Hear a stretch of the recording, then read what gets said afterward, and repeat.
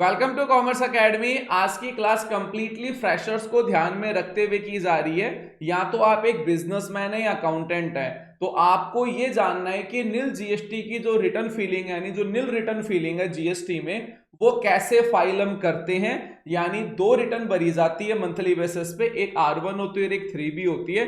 इन दोनों को आप नील फाइल कैसे करेंगे, इसका पूरा प्रैक्टिकल करके हम देखेंगे। प्लस नील जीएसटी फाइल करनी कब होती है और उसमें कुछ गलतियां हो जाए जो जनरल एफएक्यू होते हैं, उनको भी मैं क्लियर करूंगा वन बाय वन। तो दोनों चीजें इसी एक ही वीडियो में हो जाएगी। वीडियो पूरा देखिएगा, सारे डाउट क्लियर हो जाएंगे। तो आइए पहले प्रैक्टिकल स्टार्ट करते हैं। अगर हम प्रैक्टिकल की बात करें तो नील फाइलिंग में ज्यादा कुछ नहीं करना होता है। बस एक चीज का ध्यान रखिएगा, अगर आपने जीएसटी रजिस्ट्रेशन लिया हुआ है तो आपको मंथली रिटर्न लगाना कंपलसरी है, चाहे आपने बिजनेस किया हो चाहे नहीं किया हो। तो नील फाइलिंग के लिए हम क्या करेंगे, फाइल रिटर्न्स के ऊपर क्लिक कर लेंगे और जिस मंथ की आपको लगानी है, जैसे मुझे फरवरी मंथ की लगानी है, वो मंथ मुझे ओपन करना है। तो R1 और 3B दोनों फाइल करेंगे। थोड़ा सा जनरल में बता देता हूँ, अगर आपने करंट मंथ में किसी भी प्रकार की सेल नहीं की है और ना ही किसी भी प्रकार की परचेज की है, तो उस केस में आप दोनों ही रिटर्न नील फाइल कर सकते हैं। तो R1 हमारी सेल्स की रिटर्न होती है, इसको नील तब फाइल किया जाता है जब करंट मंथ में आपकी किसी भी प्रकार की सेल नहीं होती है। तो इसको फाइल करने के लिए अपना प्रिपेयर ऑनलाइन पे जाएंगे, यहाँ पे आपको बटन मिल जाएगा फाइल नील जीएसटी R1। इसके ऊपर आपको क्लिक करना है, डाउन करना है, फाइल स्टेटमेंट के ऊपर क्लिक कर देना है और यहाँ पे आईवी पे क्लिक करेंगे, पार्टी का नेम सेलेक्ट करेंगे और फाइल विद ईवीसी पे क्लिक कर देंगे और यहाँ पे ओटीपी एंटर करके वेरीफाई पे क्लिक कर देंगे। अब आप देख सकते हैं हमारी R1 फाइल हो चुकी है। तो बहुत ही सिंपल है R1 को नील फाइल करना। अब 3B फाइल करके देख लेते हैं वो नील फाइल कैसे करनी होती है। तो अगेन हम रिटर्न फिलिंग की स्क्रीन पे आ जाएंगे और यहाँ पे आप देख सकते हो कि R1 हमारा फाइल हो चुका है नील। अब अपनो 3B फाइल करेंगे नील। तो प्रिपेयर ऑनलाइन पे क्लिक करेंगे। यहाँ पे थोड़ा सा ध्यान रखना है कि आपसे ये क्वेश्चन आंसर पूछेगा और जनरली ये तीन ही पॉइंट्स होते हैं 3B को नील फाइल करने को। अगर मैं इसको रिपीट करूँ तो ध्यान से पढ़िएगा। ये पूछ रहा है कि क्या तुम नील रिटर्न फाइल करना चाहते हो, तो अगर आप करंट मंथ में नील फाइल करना चाहते हैं तो यस कर दीजिए। अब ये नील फाइल करनी कब होती है 3B, तो यहाँ पे क्या लिखा हुआ है, आपने किसी भी प्रकार की सेल्स नहीं की हो, आपने किसी भी प्रकार की परचेज नहीं की हो, और यहाँ पे लास्ट वाला पॉइंट पढ़ना जरूरी है। वो ये कह रहा है कि किसी भी प्रकार की आपके ऊपर लाइबिलिटी नहीं हो।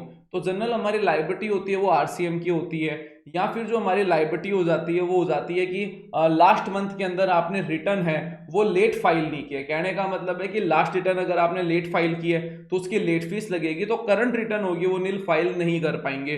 तो इस चीज का ध्यान रखना है। अगर ये तीनों ही चीजें नहीं है तो आप इसको यस कर दीजिए, नेक्स्ट पे क्लिक कर दीजिए, यहाँ पे इसको क्लोज करेंगे, आई पे टिक करेंगे, सेम प्रोसेस यहाँ पे फाइल विद ईवीसी पे क्लिक करेंगे और जैसे वेरीफाई करेंगे फिलिंग सक्सेसफुल आ जाएगा और इसके ऊपर ओके पे क्लिक करेंगे। जनरली आप समझ चुके हैं कि R1 और 3B नील फाइल कैसे होगा। काफी इजी स्टेप्स है, बस इन स्टेप्स को फॉलो करके आप नील फाइल कर लेंगे। अब नील जीएसटी रिटर्न फिलिंग को लेके हमारे कुछ क्वेश्चंस निकल के आते हैं। क्वेश्चन नंबर पहला, सर मैंने करंट मंथ में सेल्स नहीं करी, मैंने करंट मंथ में परचेज नहीं करी, तो क्या मैं नील रिटर्न फाइल कर सकता हूं? यस, आप नील रिटर्न फाइल कर सकते हैं। बस ध्यान रखिएगा लास्ट का मंथ जो रिटर्न आपने फाइल किया था वो लेट नहीं होना चाहिए। अगर लास्ट मंथ लेट है तो करंट मंथ में आप नील 3B फाइल नहीं कर पाएंगे। R1 है ये आप नील फाइल कर पाएंगे। अब दूसरा क्वेश्चन निकल के आता है, सर मैंने करंट मंथ में परचेज किया है, सेल्स नहीं किया, तो क्या उस केस में नील रिटर्न फाइल कर सकता हूं? इसमें ध्यान ये देना है कि हमारी दो तरह की रिटर्न होती है। R1 होती है वो सेल्स की होती है, 3B सेल्स और परचेज दोनों की होती है।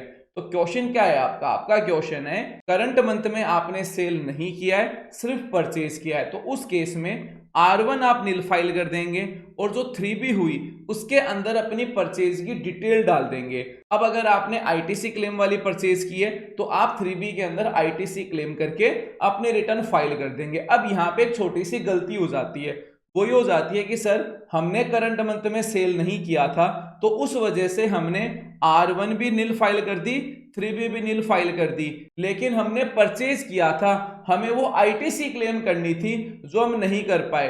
तो इस सिनेरियो में घबराने वाली बात नहीं है। अगर आपने नील फाइल कर भी दी तो पैनिक मत लीजिएगा, वो आईटीसी आप नेक्स्ट मंथ में क्लेम कर सकते हैं, इसमें कोई पैनिक वाली बात नहीं है। अब यहाँ पे एक क्वेश्चन और आता है, वो जनरली वैसे तो मैंने इसका आंसर दे दिया लेकिन फिर भी मैं उसकी लैंग्वेज फिर से रिपीट कर दूं, ध्यान से सुनिएगा। ये क्वेश्चन फ्रेशर्स मुझे बहुत बार पूछते हैं, क्वेश्चन क्या है? क्वेश्चन ये है कि सर मैंने करंट मंथ में सेल नहीं की है, परचेज की है, तो क्या मैं आईटीसी क्लेम कर सकता हूं? तो मैं आपको क्लियर कर दूं, बिल्कुल आप क्लेम कर सकते हैं। सेल्स और परचेज दोनों अलग अलग चीज है। ऐसा कहीं नहीं लिखा हुआ है कि अगर आपने करंट मंथ में सेल नहीं की है तो उस करंट मंथ में आप आईटीसी क्लेम नहीं कर सकते। बिल्कुल आप कर सकते हैं। तो इस केस में आप अपनी R1 नील फाइल कर दीजिएगा और 3B के अंदर जो आईटीसी क्लेम करने वाले जो बॉक्सेस है बस उसी का ही यूज कीजिएगा। तो चलो भाई ठीक है, ये सारे पॉइंट्स मैंने आपको क्लियर कर दिए। आज की क्लास का वीडियो आपको कैसा लगा कमेंट सेक्शन में बताना ना भूलिएगा। Thanks for attending.